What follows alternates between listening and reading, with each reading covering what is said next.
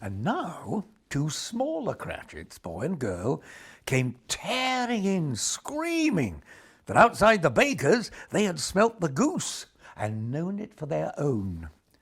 And basking in luxurious thoughts of sage and onions, these young Cratchits danced about the table and exalted Master Peter Cratchit to the skies, while he, not proud, although his collars nearly choked him, blew the fire until the slow potatoes, bubbling up, knocked loudly at the saucepan lid to be let out and peeled.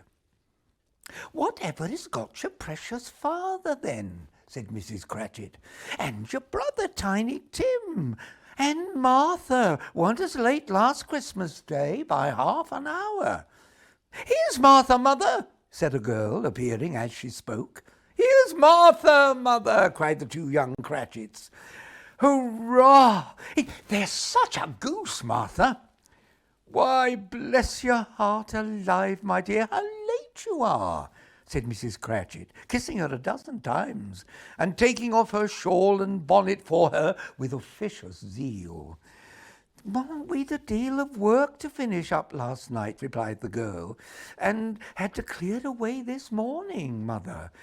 "Well, never mind so long as you are come," said Mrs. Cratchit. "Sit you down before the fire, my dear, and have a warm, Lord bless you." "No, no, there's father coming," cried the 2 young Cratchits, who were everywhere at once. "Hide, Martha, hide!" So Martha hid herself, and in came little Bob, the father, with at least 3 feet of comforter, exclusive of the fringe, hanging down before him, and his threadbare clothes darned up and brushed to look seasonable, and Tiny Tim upon his shoulder. Alas for Tiny Tim!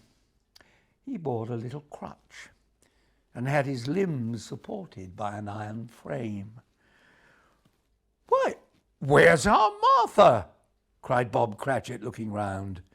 "Not coming," said Mrs. Cratchit. "Not coming?" said Bob, with a sudden declension in his high spirits, for he had been Tim's blood horse all the way from church, and had come home rampant. "Not coming? Upon Christmas Day?"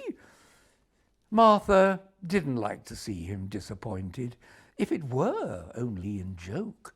So she came out prematurely from behind the closet door and ran into his arms, while the 2 young Cratchits hustled Tiny Tim and bore him off into the wash-house, that he might hear the pudding singing in the copper.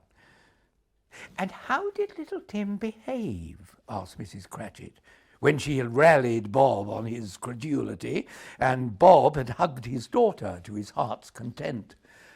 "As good as gold," said Bob, "and better.